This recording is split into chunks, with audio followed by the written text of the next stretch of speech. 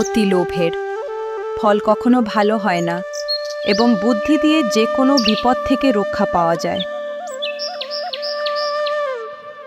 রহমত মাঠের পাশ দিয়ে হেঁটে যাওয়ার সময় করিম চাচাকে চিন্তিত দেখে থামে।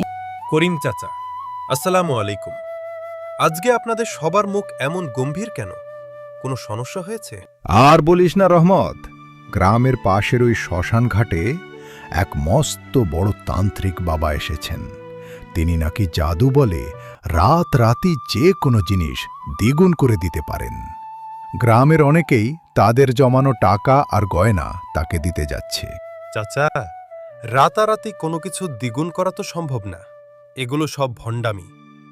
আপনারা দয়া করে ওনার ফাঁদে পা দেবেন না।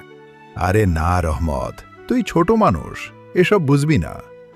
কালকেই পাশের পাড়ার জব্বার আলী তার একটা রূপার চেইন দিয়েছিল। আজ সকালে তান্ত্রিক বাবা তাকে 2টো রূপার চেইন ফেরত দিয়েছে।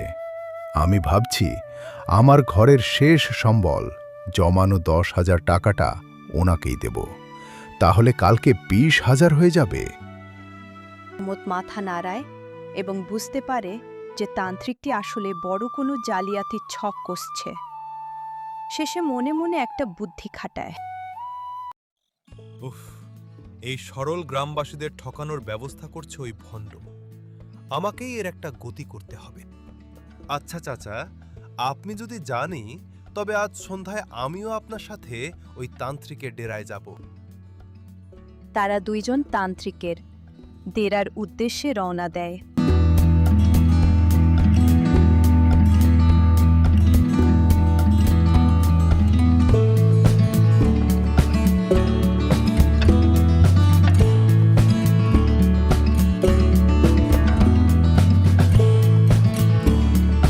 করিম চাচা কাপড়ের পুটলি থেকে 10,000 টাকা বের করে তান্ত্রিকের পায়ের কাছে রাখল।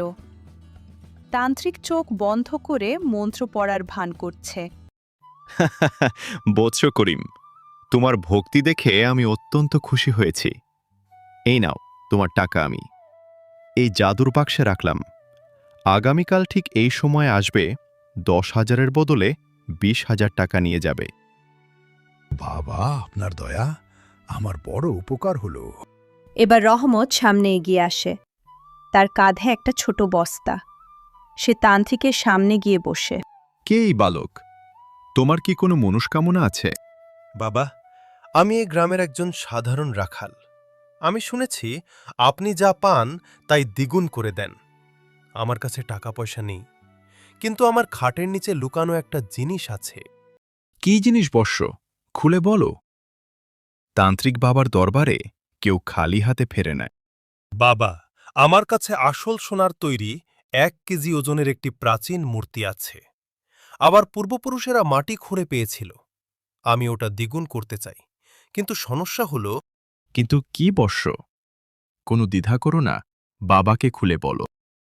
বাবা, মূর্তিটা এতই পবিত্র আর ভারী যে ওটা যদি কোনো অপবিত্র বা সাধারণ বাক্সে রাখা হয় তবে ওটা মাটির নিচে তলিয়ে যাবে। ওটাকে দ্বিগুণ করতে হলে প্রথমে এই বাক্সে অন্তত 50,000 টাকা রাখতে হবে, যেন মূর্তির জাদুকরী শক্তি টাকার গরমে জাগ্রত হয়। তারপর মূর্তিটা বাক্সে রাখলে ওটা 2 কেজি সোনার মূর্তি হয়ে যাবে।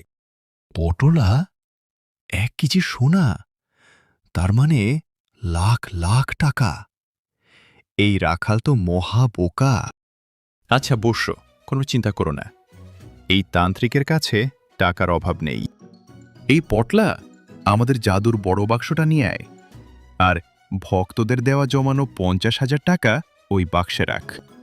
পটলা তাড়াহুড়ো করে ভেতরের ঘর থেকে একটা বড় কাঠের বাক্স এবং 50,000 টাকা এনে রহমতের সামনে রাখল।